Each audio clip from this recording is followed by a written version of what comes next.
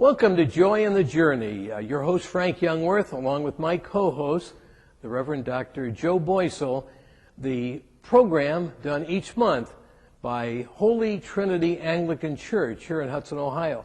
Last month, as you remember, we had a presentation by Pastor Paul Philo, who, along with his wife Pam, took a trip to the Holy Land last year in 2010, and he was kind enough to come and present a program to us in late December about that journey.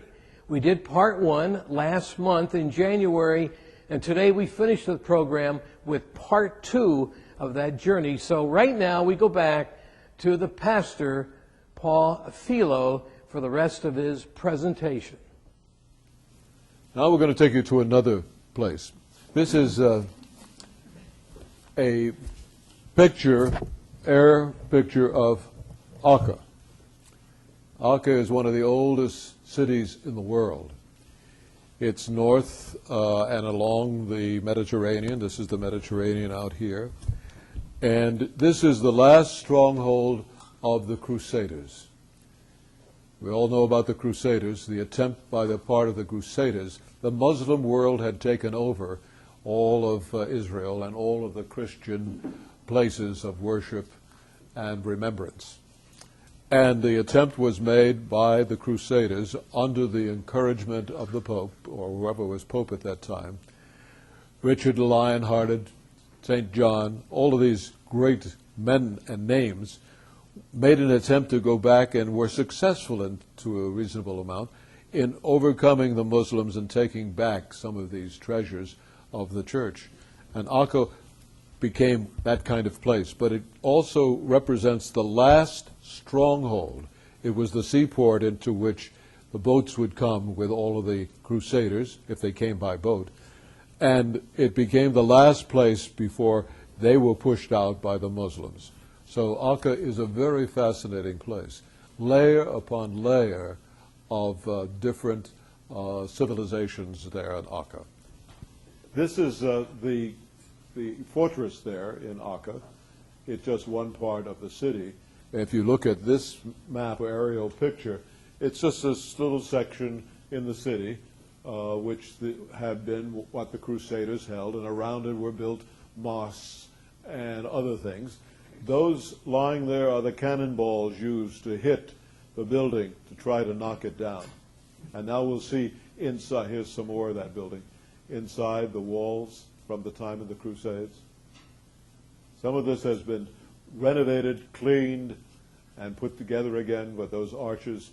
Perhaps dinners held by Richard the Lion-Hearted were held right here, or church services were held by the Orthodox here in this place. We believe this is an aqueduct. That's one of the great architectural feats of the Romans. Bringing water to Acre, bringing water to Caesarea. They brought it on those wonderful aqueducts from rivers and streams way to the north. They ran the water in an aqueduct and down into these places, and then it was stored here so that they could have fresh water to drink. Okay. Now we've taken along the trip along the coast now, and now we've come down south and inland more, and we're going to be staying at the Citadel David Hotel, and it's right just outside the wall of Jerusalem. But before we got there, they had to have a picture taken on the Mount of Olives. So we're on the Mount of Olives, the two of us, our picture taken. Down below us, below the Mount of Olives, which you know as the place where Christ prayed and looked over at the city of Jerusalem. But down below is their cemetery. This is the cemetery, one of the cemeteries in Jerusalem. And the places the parties are placed in are above the ground. And if you want to commemorate the person, you go to the cemetery and you bring a rock or find a rock and you put it on the casket or this place of repose. This was the time when we went to visit the Holy Sepulchre. You can see the dome in the back there. This is the Holy Dome of the the Muslim world, one of three places in the world for the Muslims to hold as a sacred place. And it is built on the grounds of Solomon's temple. Well, the Jews let it go, really, and the Muslims took over. I mean, they fought and took over. And all that remains is one wall of that wonderful place that was built way back when, the temple. So all you've got left is one wall, and this is the entranceway towards the wall, okay? Another one of the entranceway. You know, there's a lot of security around. This is the wall itself here. And one side of the wall is for women, and I will see the other side will be for men. To say something about the Wailing Wall, the Jew goes up to the wall. It is sacred to them, so they pray there, and you will see tremendous number of people, rabbis there, and they will rock back and forth. This is the way they pray, and they will be reading from the scriptures, some of which they've memorized, and then they will place prayers in the wall, and anyone is encouraged to do that. Our presidents who have gone over there have gone to the wall and placed prayers there. So while I was there, I took some prayers and wrote them out, particularly for those in our family that were getting married or were ill. And then I fortunately was tall enough so I could find a crack in the wall and place my prayer in there, or their names in there. But that's what these people do.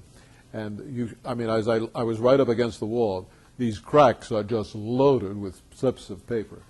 And they stay there indefinitely. This is the Golden Gate on the right, which was blocked off by the Muslims. They didn't want anybody coming in and attacking them. And so some of the other entranceways are open. We'll show you one in just a moment. Well, we went out on our trip, and this was the Church of the Holy Sepulchre. It doesn't look like much, and it doesn't from the outside. This is the entrance to the place, marking where Christ was crucified, and also where he rose from the dead. Both of them in the same location, just within yards of one another, within this building. This is the entranceway on the left. Interesting about getting in here, every day a Muslim opens the door. There's a huge door that goes into the Church of the Holy Sepulchre, but the Christians and the Christians, Armenians, Ethiopians, Orthodox, Roman Catholics, Protestants, all want to be in on controlling this place because of its importance. There was so much controversy, so much tension. The Muslims stepped in, believe it or not, and said, we can't have this. They were kind of the ruling group at the time, and said, we will do the opening of the door and closing of it. So that's the arrangement. It's come down through the centuries, and every day it's still true. These Christians, and they're all in this building. Ethiopians are up on the roof. The Armenians have the left wing. The Roman Catholics the lower level, etc., all throughout this building. The Coptics are there as well. And so this is the outside of it, and this is the inside. This presumably is the place where Jesus' body was laid, but these are, what do you call it, internal candles that are burnt regularly. This is where the resurrection presumably took place. And here's a picture of the lowering of the body, the Pietà. And then it was prepared and put in the tomb. I didn't get any pictures of the area where the crucifixion took place, but just yards away in the same building was where the crucifixion took place.